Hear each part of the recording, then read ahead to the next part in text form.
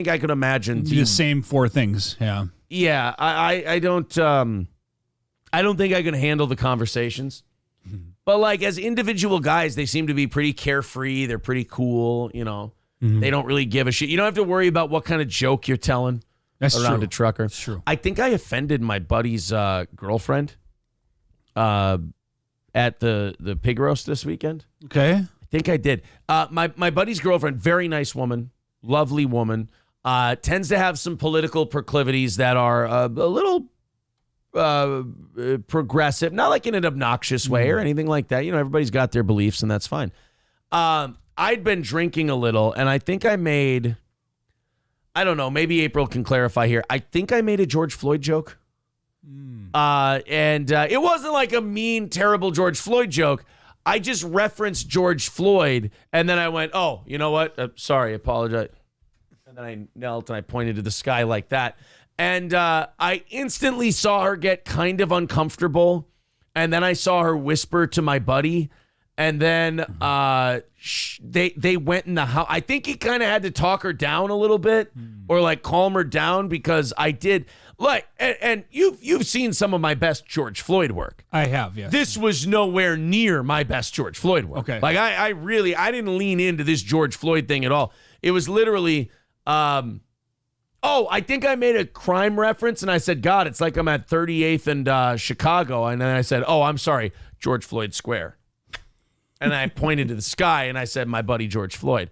And I don't think she liked it, but she wasn't an asshole about it. And I really appreciated that because I can be a dick. I can be a silly goose and make my George Floyd jokes. And, the problem is you get misconstrued as something when you don't take things seriously. Yeah. Like if you don't take someone's thing seriously, they think you're the opposite of their thing. So like if I don't take the George Floyd stuff seriously and I make 38th and Chicago jokes, people think I'm some kind of right-wing firebrand conservative, which I'm not. And then people think if I make fun of Donald Trump or something or something that a Republican did, oh, he must be a lefty cuck progressive. Right. And I'm not that either. Right. It's just I don't take a lot of things seriously and I see a lot of things to be available for ridicule and fun. Yeah. And my favorite kind of laugh to get is the laugh that goes like this. Oh my God. Yeah. Holy shit. Oh my. I like that laugh. Yeah. Or nervous laughter. I like that laugh too. So, I think April says she definitely thought it was too soon. But April, we're cool. Like she was very nice to me the rest of the night. We were very friendly. We get along very well. So I don't think she took it personally, did she? I don't think she did.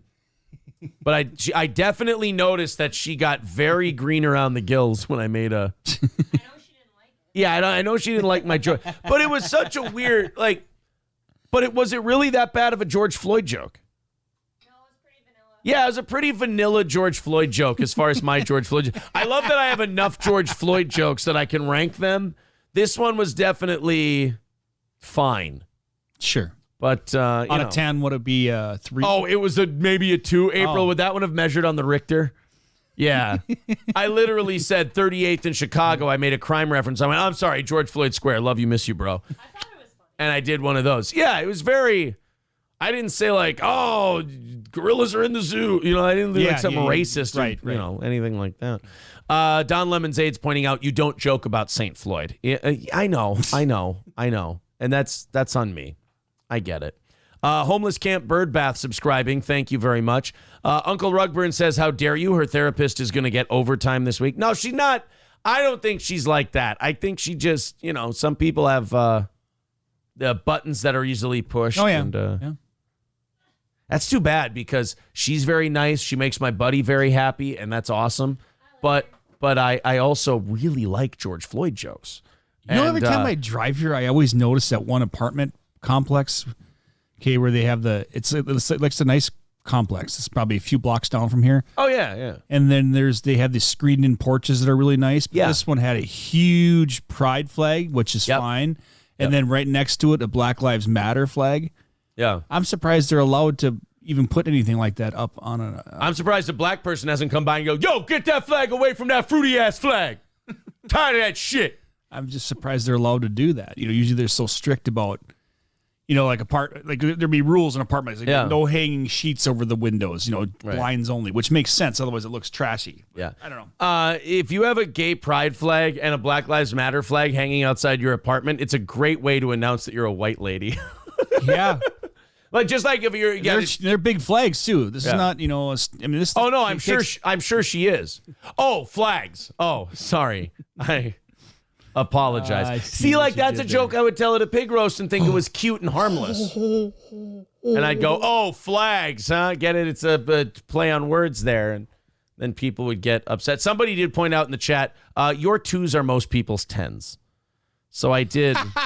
That's true. Yeah, and I suppose. I forget that all my friends, no matter how edgy or whatever our sense of humor is, they do live in the metro area, so they're probably a little more sensitive to stuff. Yeah.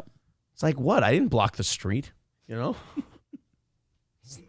Talk to the cop, He's the one who started this whole shit. Yeah. See? I'm an ally. Look at this, you guys. I'm an ally. Perfect timing. Hold on. Rest of the show. Okay. Hold on a second. I gotta show my allyhood. Is this my penance, April, for Yeah, you gotta apologize. Yeah, I apologize for making my You have to wear that for 4 hours. Yes, I apologize for making my George Floyd joke. I'm putting it over my NWO. How ironic that I'm honoring George Floyd by putting a white shirt And over it a shows black through one. too, so Yeah. it kind of makes sense. So the black shows through because the black is powerful. And it don't crack. That's what it is. That's why I don't let April out of the house. I'm worried she might see something that she's into. And I might have to take her down to Chinatown. There we go. I'm an ally now. I got my George Floyd shirt on over my NWO shirt. George Floyd defeats the New World Order. That's what I'm trying to say. Credit where it's due. You have had some gold in the old George Floyd joke bag. Thank you, Don Lemonades, right? Yes. Like on one hand, I don't want to offend people. I don't want to make someone upset and ruin their time at a party. But at the same time, and maybe I should tell her this someday. Like, look, I don't want you to be upset. I don't want to offend you. You're a nice person. I like you. But you have to understand the predicament I'm in. I have a lot of really funny George Floyd shit. You certainly do. Right. So it's like, what do I do? It's like my best friend is a cripple, but I got a lot of good GIMP material. Mm-hmm. What am I supposed to do? Cut off my balls and my livelihood so you don't get upset? It's like, we're going to have to find some middle ground here. I promise only 2 level 2 George Floyd jokes whenever I'm around you. I get 2. And no more after that. Yeah. That's enough. And when I do the third one, you're allowed to yell at me and say, Aaron, that's enough George Floyd humor. And you can warn them too. You can say ahead of time. This, by the way, this is going to be a level 2. Yeah. And then after I've told 2 George Floyd jokes, I can say, hey, this next joke I'm thinking of, miss, is George Floyd adjacent, but it's not George Floyd. Yes. Like, it's an uptown Minneapolis joke. And I know that's kind of an outgrowth from the George Floyd thing, but I feel like it's different. Okay? I just checking. See, if you take the square root of the first joke, you get 33% chance. Well, yeah, there's only one guy who can really break down what a George Floyd joke is. Let's get him in here. What it consists of. And I feel like we need him because I need to make sure that my friendship is okay and that my buddy and his new girlfriend and I, that we have a decent relationship because, all that stuff is important and I want to see him happy. I think Professor Scott Steiner should absolutely explain to us Yes. the makings and the inner workings of a George Floyd joke and what constitutes what.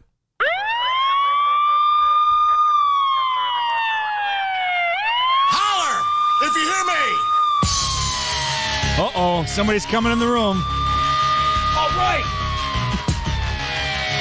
Good to see you, Oz. How you doing, Scott? Wonderful to see everybody again.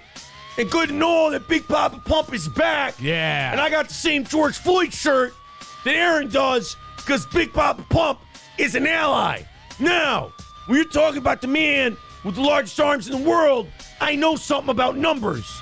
And I know that if you're talking about George Floyd and you're making your George Floyd jokes, that you got to be careful about how it all adds up.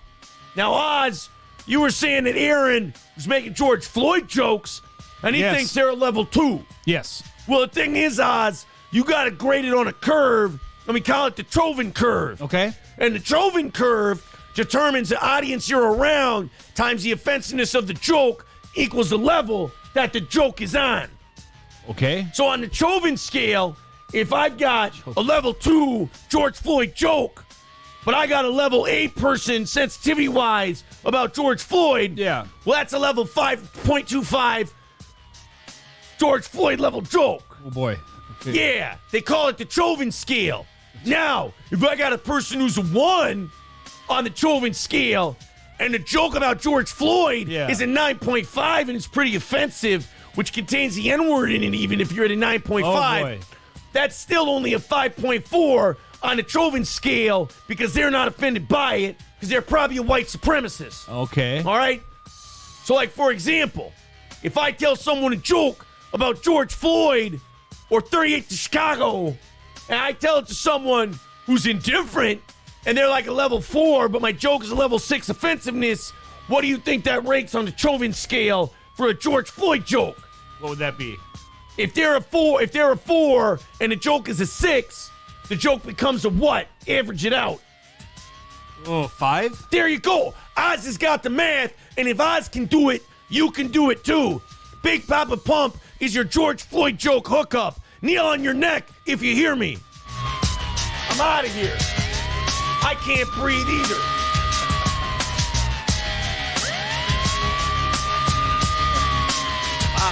Wow, he was full of piss and vinegar. Scott, I can never figure out his math. I mean, I got the one I was able to figure out, but most of it's pretty. It's pretty. He's very, very in depth with his math. believe it or not, I understood that one. Oh, okay. How long was that? Because that's going in. Let's go. Let's call it 1 hour and 10 minutes, even though I got to go a little further than that. Sure, but you'll at least find To it. 1 hour and 25 minutes. That one is going on YouTube at some point this week, boys and girls. Oh, there you go. Someone says you forgot to kiss your bicep. Yeah, you know what? I apologize. He left. I'm really sorry about that.